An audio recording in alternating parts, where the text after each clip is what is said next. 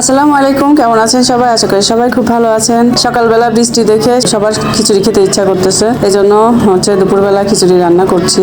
সাথে আছে গরুর মাংস ধুয়ে পানি ঝরাতে দিছি। এদিকে পাতিলে মশলা কষাচ্ছি, পেঁয়াজ কুচি, রসুন কুচি, কাঁচামরিচ আর গুঁড়া মশলা সব দিয়ে, আর গরম মশলা আস্তে আস্তে দিছি, ছোট এলাচ, দারুচিনি, বড় ফল সবই দিছি। এগুলো দিয়ে কষাচ্ছি সয়াবিন তেল দিয়ে আর সর্ষের তেল মিক্স করে। আর এদিকে রাঁধুনি বেটে নিচ্ছি, আর জিরা, আদা, রসুন আমার ব্লেন্ডার নষ্ট হয়ে গেছে, জন্য পাটায় বাটা হচ্ছে।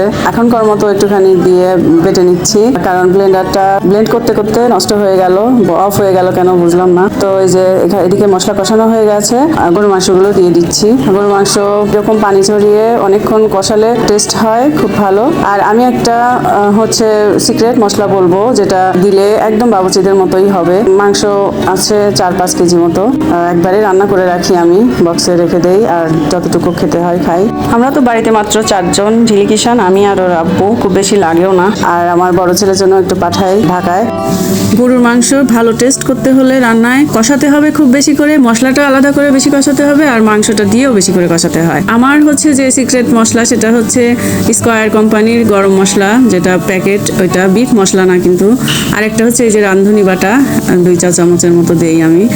আর আরেকটা হচ্ছে ভাজনা বাটা, আমাদের যে পাবনার ভাজনা বাটা খায় তরকারিতে, পেঁয়াজের বেরেস্তা ভেজে তার সাথে গরম মশলা বেটে, ভাজা জিরা বেটে পেস্ট তৈরি করে ওটা নামানোর আগে দেওয়া হয়। আর এদিকে খিচুড়ি রান্না হয়ে গেছে, একটু দমে রেখে দিব। এই যে রান্না হয়ে গেছে মাশাআল্লাহ, আলহামদুলিল্লাহ, খুব মজা হয়েছিল।